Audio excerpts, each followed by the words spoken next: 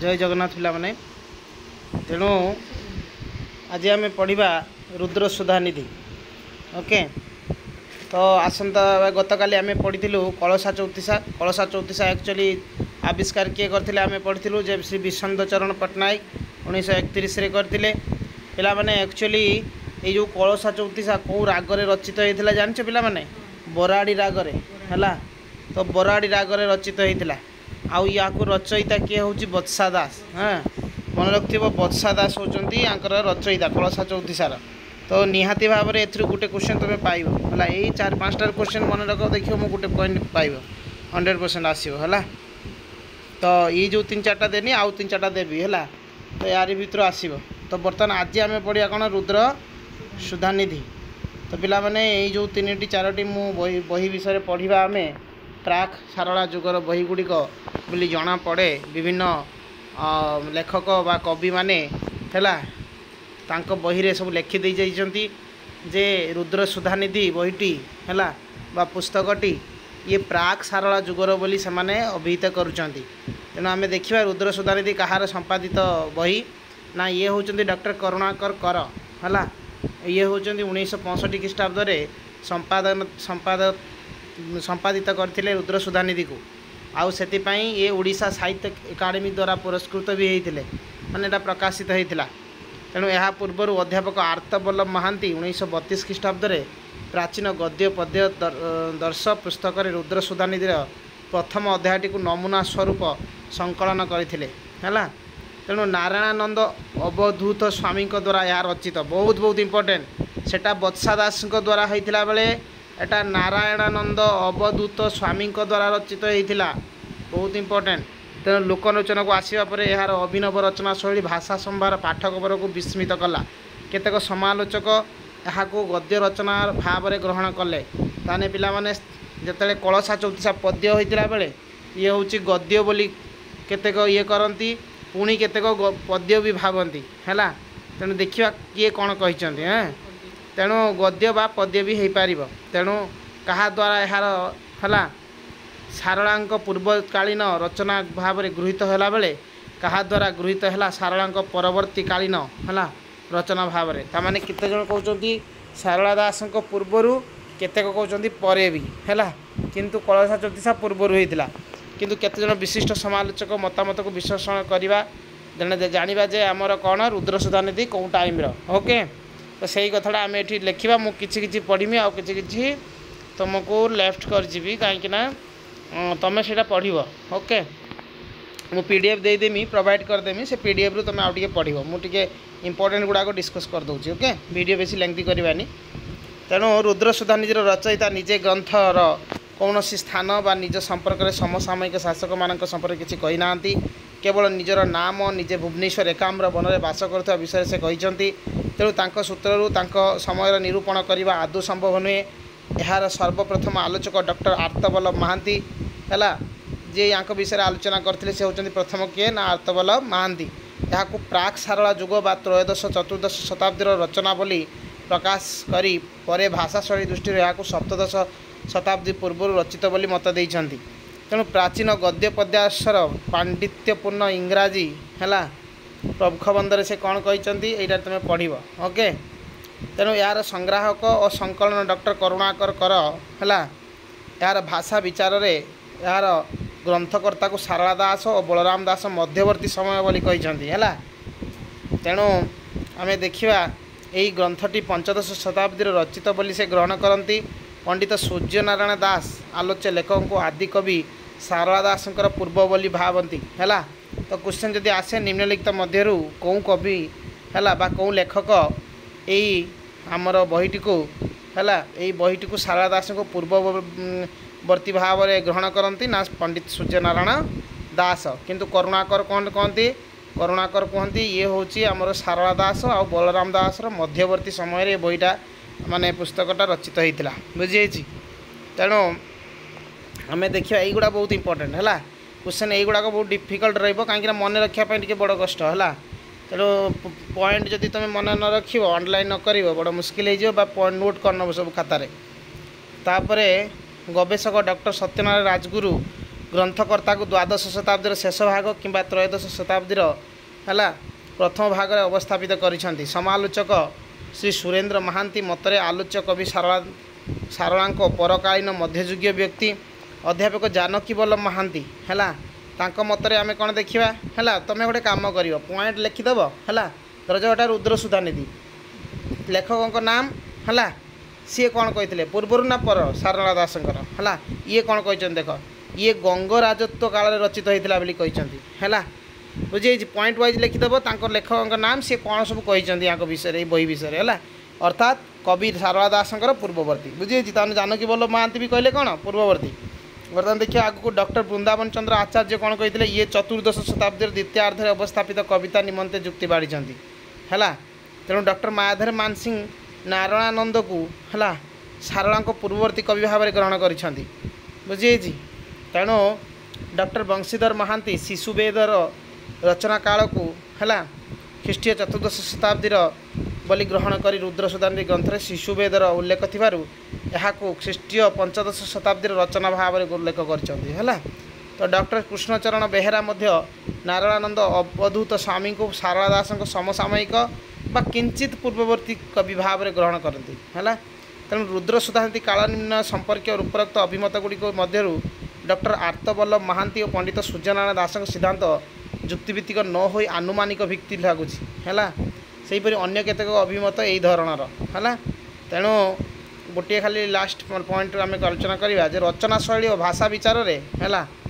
मध्य केतेक अभिमत व्यक्त यही अभिमत गुड़िक अनुसार नारायणानंद प्राक सारला जुग और सारला जुगर व्यक्ति है बुझे तो ताने किए ना नारायणानंद ये कौ टाइप माने कौ समय व्यक्ति ना प्राक सारला जुग और सारला जुग है आउ देख ओडिया साहित्य कालर अपभ्रंश साहित्य निज मुक्ति कर स्वाधीनता भाव में विचरण करने स्वप्न देखुले है तेणु यहाँ कि ना तो ये चतुर्दश शताब्दी अभिलेख पंचदश शताब्दी सारला महाभारत गद्य शैली और भाषा सहित रुद्र सुधानिधि गद्य शैली भाषार तुलना कले आकाश पाताल प्रभेद जना पड़े है तेणु ये गोटे देखा चतुर्दश शताब्दी रे खुदित जाजपुर स्थित सिद्धेश्वर मंदिर स्तंभ अभिलेख पाठ है वीर श्री नरसिंहदेव वीर जे सामुथु 19 श्राई ककड़ा कृष्णा 14 चंद्रवार है चतुर्दिगे दंड परीक्षा शीघ्र पट्टनायक विश्वनाथ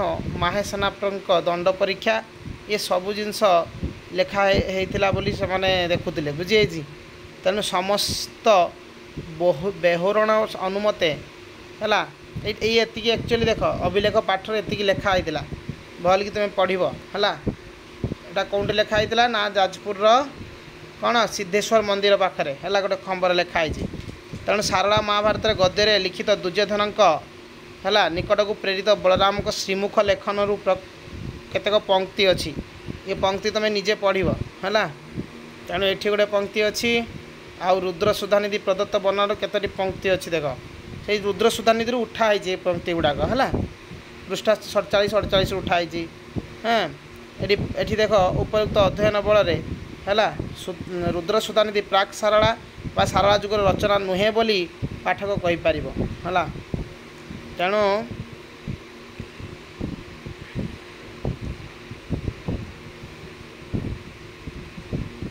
तापर आम देखा ये पंचसखा जुगरे यह रचित बोली दृढ़ जुक्ति बल प्रमाण कर ऐतिहासिक केदारनाथ महापात्र तो पंचसखा जुग आम आगू पढ़ा है तेणु प्राक मध्य जुग आम भी कहीपर है तो आलोच्य ग्रंथ रे बहु पंडित नाम उल्लेख थिले है तो उदयन आचार्य विशेष प्रशंसा करा जायछि तेणु पश्चिम पंडित गंग नरपति द्वितीय राजदेव और प्रथम अनंग भीमदेव सभामंडल करथिले से समय और गीत गोविंदर और भाव विवाह बिना है नामक प्रथम टीका से रचना करथिले तांको नाम रे उल्लेख रुद्र सुधानिधि रे थिबारु निश्चित भाव में यह द्वादश शताब्दी पर रचित है तेणु रुद्र सुधानिधि रे पिंगलाचार्य नाम उल्लेख रही है बहुत इंपोर्टेंट यही भाया क्वेश्चन आसो कहीं यहाँ बहुत भितर पकाऊँ है तेणु रुद्र सुधानिधि रे पिंगलाचार्य नाम उल्लेख रही आमर आर्ट्स जिते इजी किंतु एटा एते इजी नुह मन रखुव है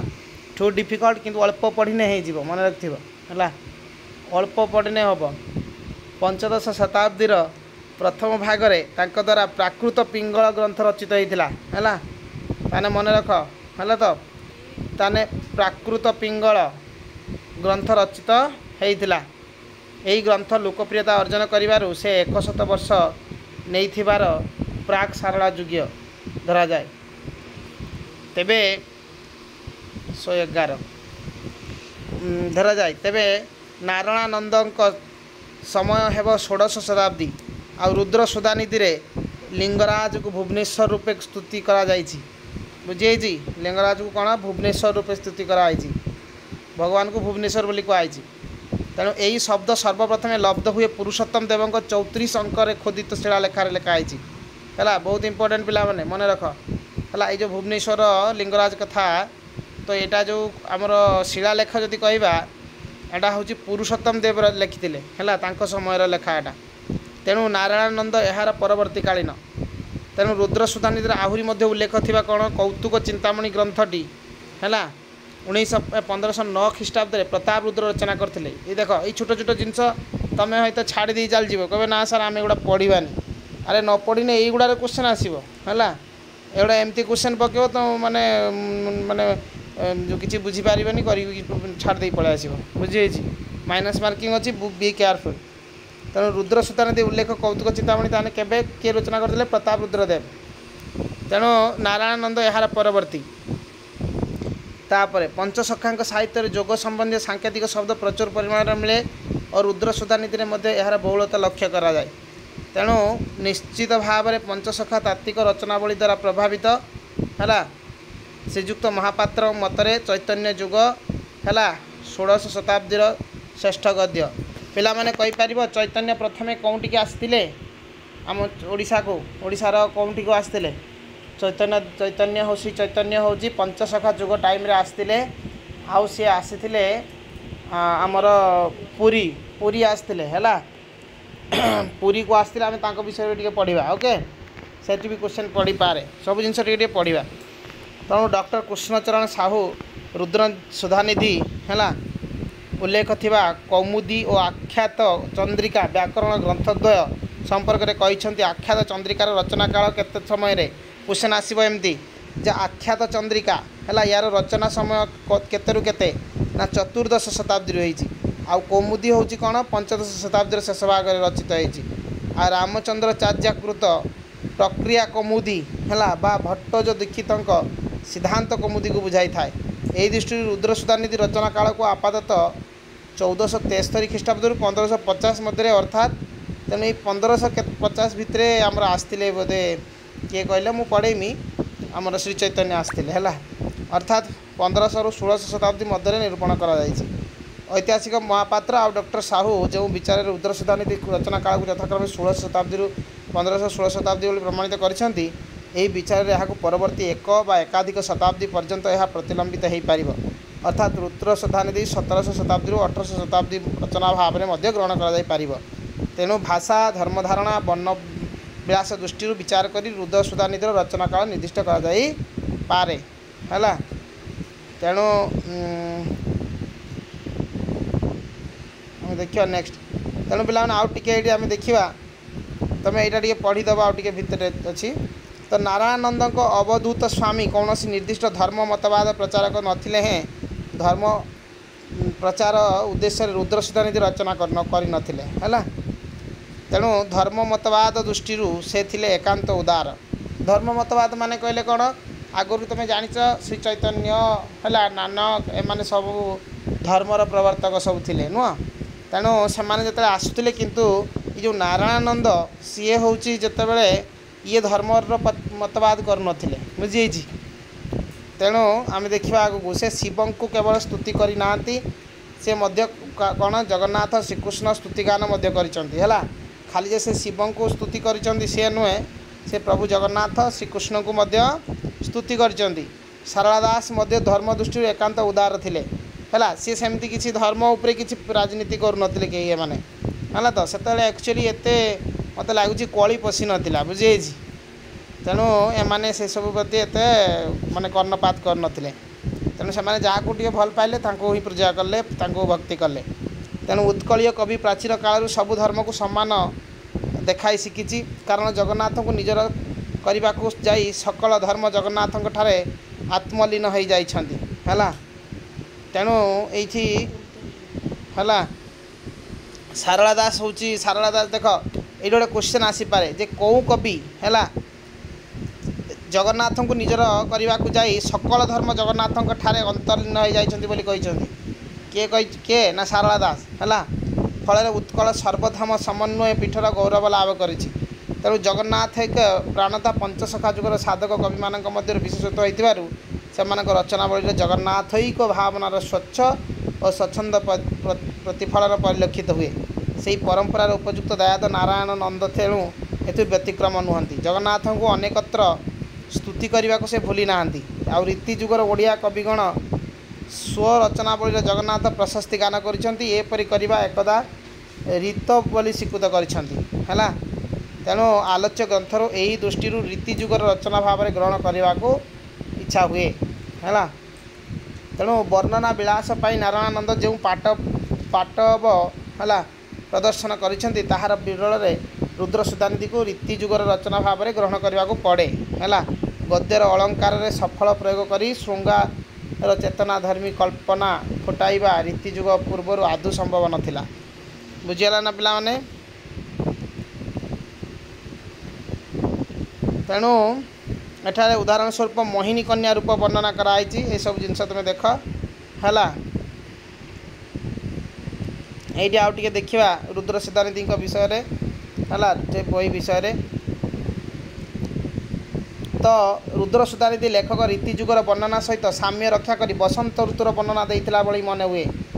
पुष्पसर जुगते कामदेव संगते बसंत ऋतु आइला मैत्र को सपक्ष होइबा को करी आकाश निर्मल चंद्रमा होइला हैला।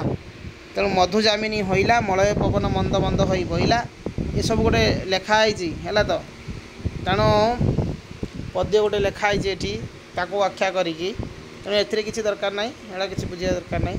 ओके यही नाटक परिवेश आरंभ होइछि रुद्र सुधानिधि कथावस्तु यू देख इम्पोर्टेंट अच्छी अभिशप्त रुद्र सिद्ध अभिनव चैतन्य यार नायक पार्वती मानस कन्या मोहिनी यार नायिका हैला। तेणु जोगी कामानंद खलनायकर भूमिका ग्रहण करछि। शिवों आदेश रे जोगभ्रष्ट अभिनव चैतन्य को कौन होइछि ना जन्म नेबा को पड़ी हैला क्षीर सिंधु पार्श्वस्थ मैलान देश रे। तेणु अमृत तोया हैला नदीरस्थ वसुधा मंडल नामक कटकर राजा अनंग पद्माकर राणी शशिप्रभा प्रतिरूपे तांकर नामकरण होइछि रुद्र सुधानिधि। ए बुझीगला। तेबे पार्वती मानसरु जात मोहिनी कन्या ताने मोहिनी कन्या कहांक औरुषरु जात होइचंती पार्वती बुझीगला। तेणु पार्वती आदेश रे मानसरोवर कूल किछि दिन तपस्या करिवा परे पृथ्वी तिलक कटकर राजा धर्मध्वज और राणी कोकिलावती कन्या रूपे जन्म नहीं तांकर नाम रखा जाइछि मृत्यु संजीवनी करणी कन्या। यही दुहिंकर मिलन विवाह ग्रंथ रे वर्णित होइछि। फल रीतिजुगर काव्य सादृश्य लाभ होइछि। तेणु उपयुक्त आलोचना आम कौन जानिले ना रुद्र सुधानिधि रचना काल को निर्द्वंद्व आम केते शताब्दी मध्य भाव ग्रहण करवा बहुत इंपोर्टेंट। से एक्चुअली आम कनक्लूजन रे पहुँची गलु कौन ना रुद्र सुधानिधि 1700 रु 1800 शताब्दी रचना भाव में ग्रहण करने को पड़ो है। अध्यापक पठाणी पट्टनायक है दीर्घ तथा पांडित्यपूर्ण आलोचना बल रुद्र सुधानिधि रचना संपर्क में डॉक्टर आर्तवल्लभ महांती आनुमानिक मत प्रमाणित करिछि है। तेणु पंडित नीलमणि मिश्र रुद्र सुधानिधि रचना काल ख्रीष्टीय शताब्दी होइतिले बोली मत दियंती। बुझी।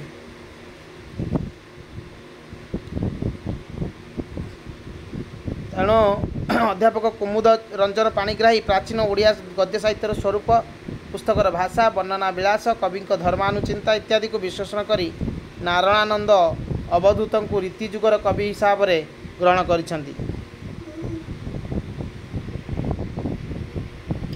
पद्य नुहे एटा गद्य बोली केमती हेइछि देख पिला माने। डॉक्टर आर्तवल्लभ महांती कौन कहले ना प्राचीन गद्य पद्य दर्शर इंग्राजी मुखबंध ये सब लिखिंट है। तेणु यहाँ हूँ गद्य तुम धर। ओके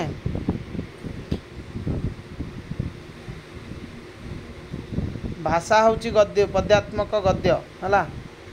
तेणु प्रति पदरे पद्यर सभा थिबा बोध हुए तेणु कई कई यहाँ पद्य बोली मध्य प्रयत्न करती।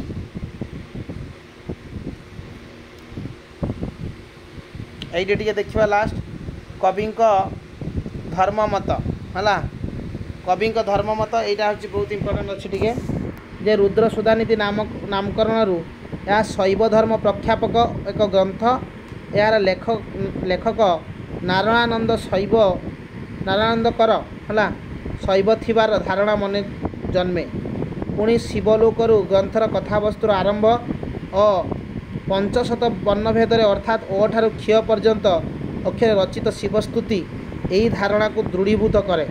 तो ग्रंथरे अनेकत्र विष्णु को महत्व वर्णित बहुत जगार विष्णु को कथा भी आलोचना होती से बही विष्णु भक्त राजा भक्ति निकट में तंत्र शक्ति पराजय स्वीकार करिवार वर्णना यार एक उदाहरण राजा धर्मध्वज राणी शशिप्रभा और रुद्र सुधानिधि मध्य एथिरे वैष्णव भाव में विचित्रित निजे लेखक ग्रंथरे कृष्ण को मुख्यदाता हिसाब से ग्रहण करिसंती जगन्नाथ स्तुति करिवारे शतमुख होइचंती गणेश को स्तुति करने हेतु से गणपत्य धर्म प्रति मध्य सम्मान प्रदर्शन करिसंती हैला तेणु यहाँ तांकर सर्वधर्म समन्वयवादितार परिचायक बुझे तेणु पिला माने एकाम्र वनर बास करुथिबारु तांको वर्णना रे अन्य धर्म प्रशस्ति गान मध्य देखा जाए कारण एकाम्र वन भुवनेश्वर अधिष्ठाता देवता लिंगराज होउचंदी शिव और विष्णु मिलित रूप है तेणु एठार धर्म दृष्टि आदौ संकीर्णता नहीं।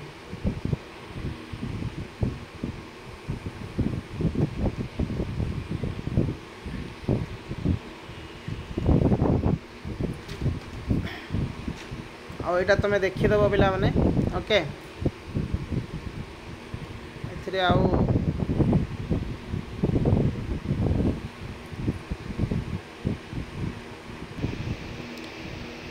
तो रुद्र सुधानिधि विषय वस्तु अलौकिकतार आरंभ होते हैं यार घटना प्रभाव स्वाभाविक गति चली यार विषय वस्तु आरंभ होती एक नाटकीय ढंगरे है आम देखा तार केमती स्टार्ट होती तो कैलासर कंदर है रुद्र सिद्ध मान गहन शिव पार्वती उपस्थित थिबारु रुद्र सिद्ध मान परीक्षा करागले हठात शिवंक मनरे जात होईछि यह पार्वती निकट में प्रकाश करिसंती पार्वती अति नाटकीय भाव में निज मानसरू सृष्टि करिसंती मोहिनी कन्या को है तेणु केवल आरंभ नुहे ग्रंथर आख्यान भागर केतेक स्थल नाटकीय चमत्कारता देखा मिले एथिमध्यरे सन्निवेशित उन्नत संलाप और गद्य काव्यटी को अधिक मनोहर और रसकजन ग्राह्य करिपारिछि तेणु कथावस्तुर संप्रसारण सृष्टि करता संघर्ष द्वंद्व यार नाटकीय वृद्धि करिछि है आम लास्ट पिला माने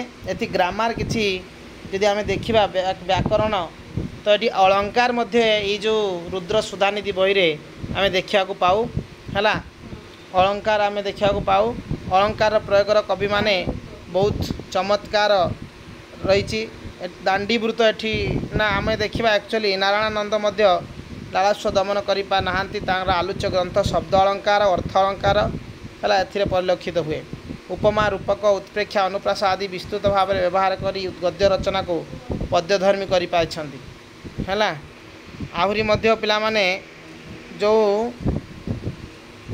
द्वितीय विभक्ति देख द्वितीय विभक्ति तो प्रत्ययर बहुल व्यवहार एथिरे रही जमती भ्रमणंत विषयंत अंत अच्छी ना यही अंत सब लगी है आ पंचमी विभक्तिर तहु लगी तहु है ईश्वर तहु मनर तहु है पंचम विभक्तिर हूँ लगी है आज हूँ है आज्ञा हूँ आ सप्तमी विभक्तिर ही तही ये सब लगी कन्या तही है आ वाक्यर आरंभर रे बा मध्य निरर्थक तो प्रयोग कले स्थल देखा जाए यथा तो एमंत समय चंद्र उज्जवल होइला ये सब लेखा अच्छी ओके तो ये थिला होची आमर कौन रुद्र सुधानिधि विषय रे टिके कौन डिमोटिवेट करि पारे किंतु इम्पोर्टेन्स रोची टिके हल्का थरे पढ़ीदेव देखिए से प्रथम दी चार्टा मुझे कहनी से बहुत इंपोर्टेंट रोचे तापर एपटे हूँ यहाँ हूँ गद्य रचना सेटा किंतु पद्य पढ़ी एटा गद्य किंतु कई कई कहते गद्य पद्य बोली है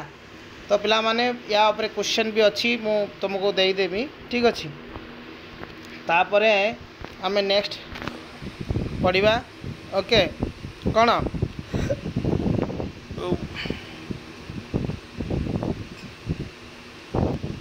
आमे आ गोटे रहिला बोधे ना आ शैव साहित्यर हूँ सोमनाथ व्रत कथा अच्छी सोमनाथ व्रत कथा आमे नेक्स्ट गोटे छोट वीडियो करके मुझे जानवी तेणु तुम्हें टे नेक्स्ट पढ़ी जाओ है तुम्हें देख मुझे यार पीडीएफ पठे देवी तुम्हें जाकि समस्ते आमर टेलीग्राम चैनल रू यार पीडीएफ नहीं पार कि व्हाट्सएप ग्रुप रू भी नहीं पार ओके मु तले लिंक प्रोवाइड करदेवी दीटा तेणु तुम्हें जाकि सेठी डाउनलोड कर ओके तुम्हें किसी ना तुम्हें डाउनलोड करके तुम रखिपार रखिकी तुम से पढ़ी पार है तुम जो चाहिए जेटा पार देखिपार ओके थैंक यू।